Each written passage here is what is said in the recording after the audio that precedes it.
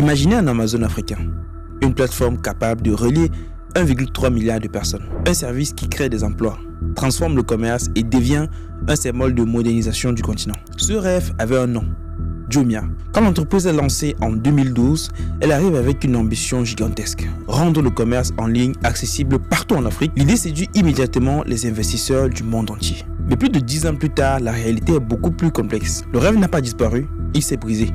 Il s'est reconstruit et aujourd'hui, Jumia existe encore, mais sous une autre forme. Une forme plutôt discrète dans beaucoup moins de pays, avec une stratégie totalement différente. Alors, pourquoi le modèle de e-commerce américain a-t-il échoué en Afrique? Quelles erreurs ont été commises? Et surtout, que nous apprend l'histoire de l'entreprise qui a brûlé des centaines de millions pour survivre? Ce que vous allez découvrir dans cette vidéo pourrait totalement changer votre vision du business en Afrique. Pour comprendre l'ascension et les difficultés de Jumia, il faut d'abord revenir au tout début.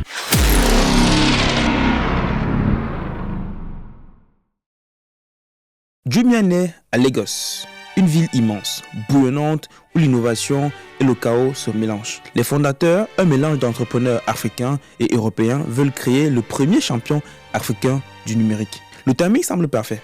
La population jeune explose, les smartphones deviennent accessibles, les villes se densifient, les classes moyennes s'élargissent. Tout semble indiquer que l'Afrique est prête pour le e-commerce. Mais dès le début, des obstacles apparaissent. Les routes ne sont pas toujours de bonne qualité, les adresses sont floues, les livraisons prennent parfois des heures, voire des jours.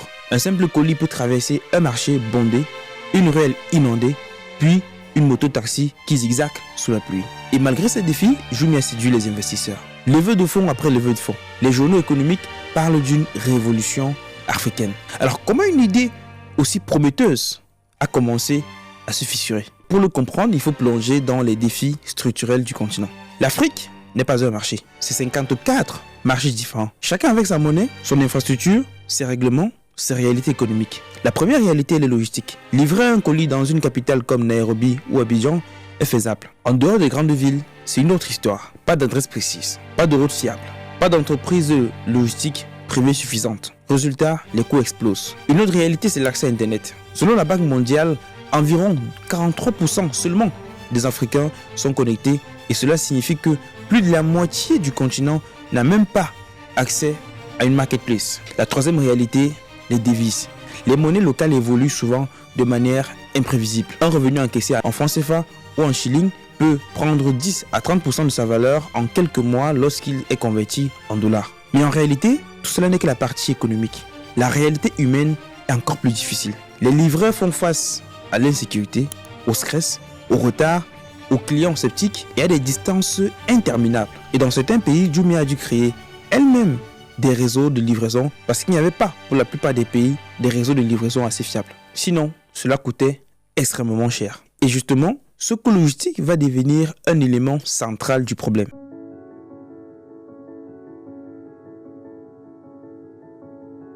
Sur le papier, le modèle est simple. Marketplace, paiement digital via JumiaPay, commission sur les ventes, livraison intégrée. Mais dans la pratique, rien ne fonctionne comme prévu. Chaque commande génère un coût très élevé, du moins trop élevé. Dans certains pays, Jumia perdait de l'argent à chaque produit vendu. Donc en fait, vous n'avez même plus envie de vendre. Le marketing, quant à lui, coûte également une fortune. Convaincre un consommateur sceptique d'acheter en ligne nécessite des budgets énormes en campagne, en promotion et en influence. Résultat, année après année, Jumia accumule des pertes. En 2024, les pertes dépassent encore les 50 millions de dollars. Les investisseurs commencent à s'impatienter, alors Jumia décide de pivoter. Moins de pays, moins de dépenses et bien sûr moins de risques. Mais le vrai problème, c'est que ce pivot va complètement changer la nature de l'entreprise. C'est ici que beaucoup de gens font une erreur. Jumia n'a pas disparu. Elle s'est rétrécie. Dès les années 2015 à 2017, Jumia était présente dans plus de 14 pays. Aujourd'hui, elle n'est active que dans une poignée.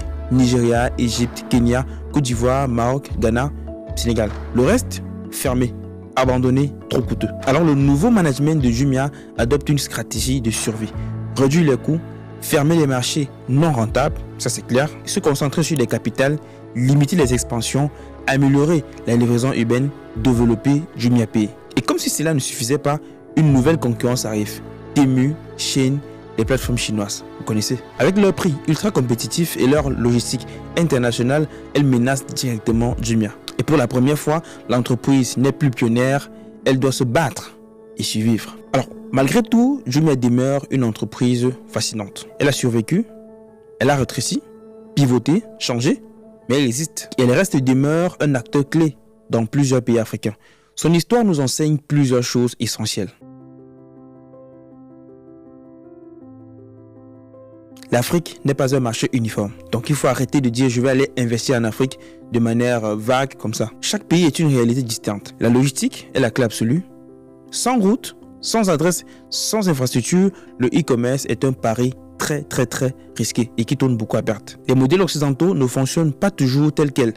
Il faut donc des solutions locales, pensées pour le terrain. Et c'est une vraie réalité parce que généralement, on se retrouve avec des entreprises qui marchent très bien en Amérique, en Océanie, en Asie, en Europe, bref, qui marchent sur d'autres terrains parce qu'un modèle économique a marché ailleurs. On essaie de faire un copier-coller qu'on va ramener en Afrique sans le mettre dans le contexte, sans l'adapter aux réalités. Le coût d'acquisition client est énorme. Le digital ne remplace pas la confiance, elle se construit. Les entreprises doivent être capables de pivoter et d'accepter de se rétrécir pour survivre. Le rêve de l'Amazon africain n'est pas mort, certainement. Il a simplement besoin d'être réinventé. Et Jumia, même affaibli, pourrait être l'acteur qui participera à cette réinvention.